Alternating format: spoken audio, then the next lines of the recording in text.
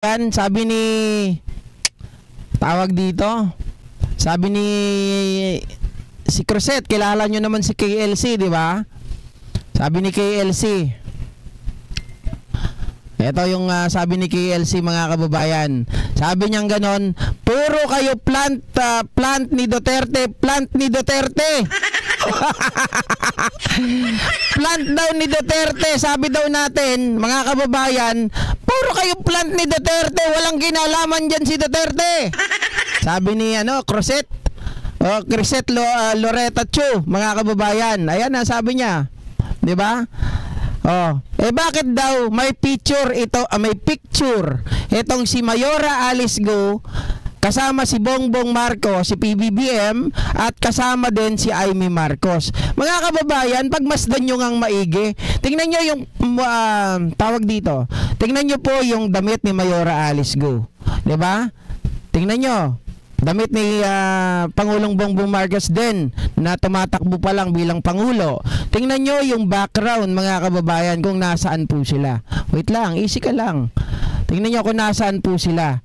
Diba, yan po ay tawag dito, isang event din yan actually. Pero event ito, mga kababayan, na hindi po kagaya ng kay Digong. Ito, event na open. Nandoon po tayo nung panahon na yan, mga kababayan, mga ka-GP. Ngayon, ito, pakita natin yung picture. Diba? Ito yung kabuuan. So, tumatakbo yan nung panahon na yon. Sila ay, kumbaga, pumunta sila ng Banban, mga kababayan, ng Tarlac, doon ay nangampanya. Kaya nagpa-picture itong si Alice Go dyan kay Pangulong Bongbong Marcos, ganun din kila Vic Rodriguez, mga kababayan, at doon sa iba pa. So maraming nakaka-capture niyan kasi nandyan din ang mga vloggers. 'Di ba? Walang lihim diyan. Ayan nandyan din si Harry Butanding, mga kababayan. So yan ay maliwanag na rally. 'Di ba? Rally lang talaga yan, literal na rally. Tapos sasabihin ninyo, pinagbibintangan namin Loretta Chu, KLC, itong si tanim kami ng tanim. Sabihin namin, tanim yan ni Duterte, tanim ni Duterte, tanim ni... Bakit hindi pa ba totoo, mga kababayan, na mayroon silang kinalaman? Baka mamaya yung ginamit na pagtakbo noong nakarang halalan ay nanggaling. Di ba baka mamaya pinondohan pa dahil may connection ito sa Pogo, at ang Pogo ay mahalaga kay Duterte sapagkat nagbibigay daw ito ng cash resources. Pero nasaan ang cash resources? Wala kaming makita. Di ba? Bakit wala kaming makita? Nasaan napunta? Ginamit na nung eleksyon. Ganun ba yan? Magkaiba po, Cruzet o Cruzet o kahit anong pangalan mo pa. Di ba? Magkaiba yung pinapakita mong yan kumpara doon sa group picture nila Digong. Ang layo, mga kababayan, sa bahay mismo ni Digong. Sa mga nagsasabi, ako ang nag-edit nito, ang galing ko naman. How I wish na ganito ako galing mag-edit. 'Di ba? Sobrang galing ko, mga kababayan. So perfect. Ang galing-galing ko mag-edit. Nasa bahay mismo ni Digong. Bakit sunog kayo? Dahil mismong si Bongo ang sa inyo? Ang naglaglag sa inyo? Biruin mo, katago-tago ninyong picture. Si Bongo naglabas ng video, pinuntahan si Duterte dahil akala ng iba, pinapakalat may patay na si Digong. Sila nagulantang. Ang ginawa, pumunta doon kay Digong. Nagpicture, nagvideo, huli. Diba? Ako, sa totoo lang ako eto, bahala kayo mag-away-away, mga DDS. Palagay ko, Si Bongo, nagtatraidor na sa inyo, sa totoo lang, dahil nga sa pagsasalita netang si Basti Duterte laban sa kanya. Siya ang nanadya ngayon. Kala nyo sabi ni Bongo, eto ang ganti ng api. Diba? Hindi ito sa kalsada lang na nagbasta-basta nagpa-picture. Ito ay sa bahay ni Digong. What do you think? Ang gagawin nila dyan, magja-jack and poy? Diba? Mga kababayan, yung mga kasama niya dyan, ay kasama niya, diba? Yung mga tao niya sa politika, mga kaalyado niya. Tapos nandoon si Mayora Alice Go. May bonus pa, may bit-bit. Andun yung kapatid, mga kababayan, si John Longgo. So ngayon, sabihin nyo ngayon, anong pinagkaiba nung picture ni with PBBM? Wala nang pakialam kay Aimee. Hindi ka na ipagtatanggol yun, mga kababayan. Pakialam ko naman dun. Galit na galit yun sa kapatid eh. Hayaan ko na yun. Pero ang pinagkukumpara ko na lang, what is the difference? Ano kayo, bulag? Bahay ni Digong, pupunta dun si Alice Go. Taga Davao ba si Alice Go? Baka dumadaan sa Davao. 'Di ba? Baka tumatambay sa Davao. Pero hindi siya taga Davao, taga Bamban, Tarlac siya. 'Di ba? Ebidensya pa daw yung kortina, hindi pinapalitan 3 taon na. Kasi this is 2021, I believe, mga kababayan, mga ka-GP. 2021 to. 'Di ba? Before the 2022 election. Sabi ni Leo Matias, yun talaga ang purpose ni Bongo, kasi nga speech ni Basti napanood ko yun, kaya bumuwelta, di ba? Opo, meron po tayo niyan, yung picture ni Bongo nakapareha kasama yung kortina. Ito po, mga kababayan. Ito, picture ni Bongo, nandun din. Ayan, di ba? Huling-huli na. Ano pang i-deny mo, Crisette? Wala na kayong masabi kasi booking na kayo. Kaya ako, sa totoo lang, sana wala akong gagawin pag nagkaroon ulit ng Senate investigation. Ilabas mo na, Senador Risa, ang lahat. Kung kasama itong mga ito, kung si Digong ang nasa likod ng paggawa ng peking pagkakakilanlan ni Alice Go. Diba? Ipakita nyo na kung may kinalaman itong mga ito pagdating po sa usaping Pogo. Dahil, kasi nakikita ko, mga kababayan, si Mayora Alice Go ay isang parang sabihin natin decoy din. Isang decoy para sa akin. Kasi, nung tumakbo siya bilang mayor, di ba yung Pogo sa Tarlac, isipin po natin, lahat ng mga dokumento ay may kinalaman din sa kanya. Lahat ng mga pagkuha ng permit, pangalan niya ang nandoon. Sabi ni A.S. Sanchez, backer daw ni Guwaping si Dotae. At ang Pilipino lang, mga kababayan, tandaan nyo Pilipino lang masyadong matalino.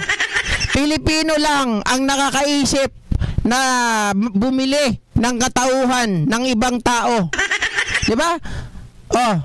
Bayaran mo ng milyon yan, sa'yo na yung pangalan niya.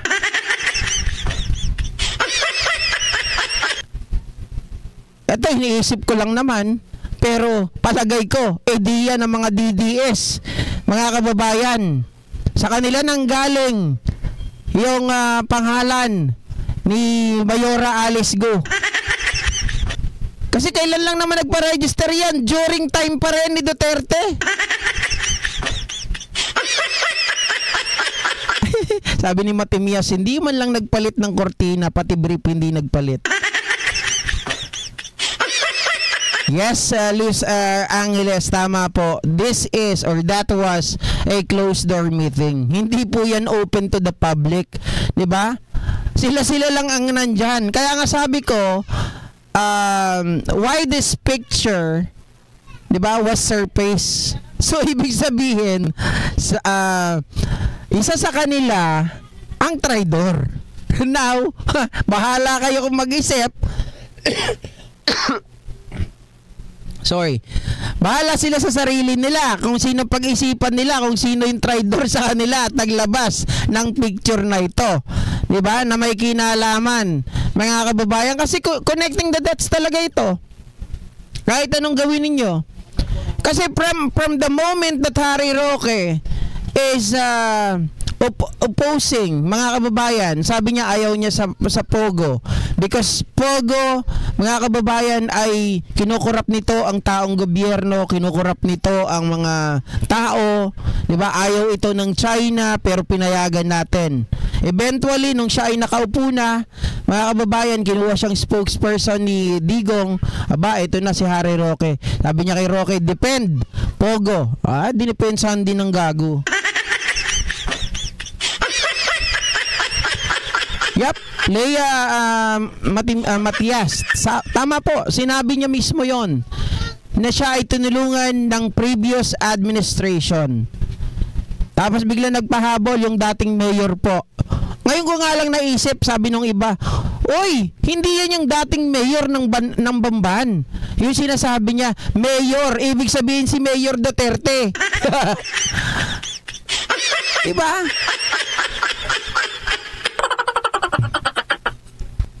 Pera-pera lang yan kaya tinulungan. Kagaya nga, sabi ko nga mga kababayan, yan ang naging naging makinarya nung nakaraang eleksyon. 'Di ba? Naging makinarya nila para makatakbo si Sara. O kaya naman same time, 'di ba? Kasi utang na loob eh. Sige, pinayagan ka namin magpalit ng ng pangalan. Gumawa ka rin ng paraan, tulungan mo kami. Balagay ko, talagang totally connected dito sa China, pinadala dito mga kababayan para maging spy talaga. Ganun naman ang trabaho ng spy. Hindi naman ang spy, isipin po natin, wala pa ako nakitang spy na papadala doon sa lugar ninyo ng late. Halimbawa, ngayon lang nagkaroon ng tensyon, mga kababayan, sa West Philippine Sea, tapos magpapadala ngayon ng spy dito sa atin. Hindi po ganon. Napipredict na kaagad nila, matagal pa, diba, matagal na nilang napipredict na magkakaroon ng away, something like that. Maaga pa lang nagpapadala na po yan ng sinasabi nila ng mga spy para matutunan nila yung lengguwahe natin, matutunan nila yung klima dito, ganon din ng kultura dito, at para maging parang katulad na natin sila. At eventually, pag ang mga spy na ito, mga kababayan, ay kailangan na nila, ayan na puputok. Nagkataon, ang ibang mga senador dito mauhusay. Diba? Akala kasi nila si Risa Ontiveros kagaya po nitong si Bongo, kagaya ni Bato, kagaya ni Robin Padilla, 'di ba? Na kaya nilang utuin, na hindi kayang mag-isip.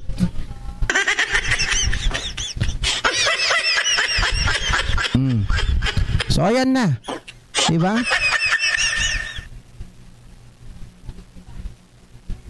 Sabi ni Josephine Sanchez, hayaan nyo na sila, basta managot ang dapat managot. Sa makasalanan dapat magbayarin, magsisi na kayo.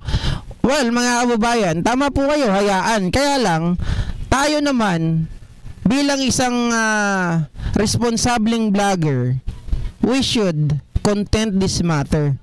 This is may kinalaman po ito sa security issue. 'Di ba? May kinalaman ito sa national security natin. Hindi lang basta ito usapin ng pera-pera lang para sa mga vlogger na walang paninindigan. Kino-content po namin ito. Ang habol namin for the views. Totoo naman sa mga vlogger, naghahabol yan ng views.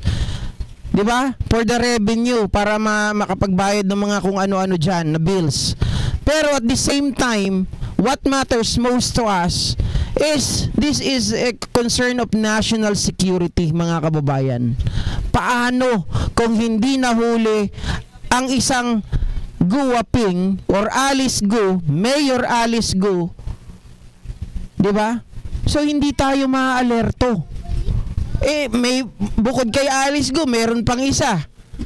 Na nabalitaan natin yung lalaki naman, nakalimutan ko kung saan lugar 'yon. 'Di ba?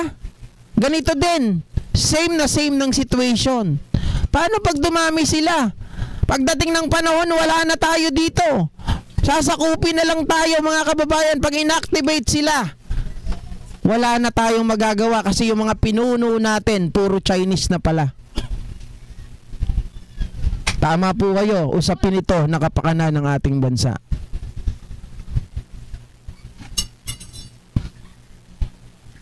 Opo, Mama Allen Arsenas, itong bahay na ito ni Digong, palagay ko ito, ano na lang ito ginagamit ito para sabihin na si Digong ay mahirap talaga. Kumbaga, pang-convince nila na si Digong ay hindi corrupt. Diba? Sabi ni Ron Oscares, pag nagkataon kapitbahay ko, Chinese na. Eugene Balangit, Catanduanes, Sibigay. Ano yung ibig sabihin Sibigay? Parang anay mahirap puksain. Okay, mga kababayan, lipat tayo ng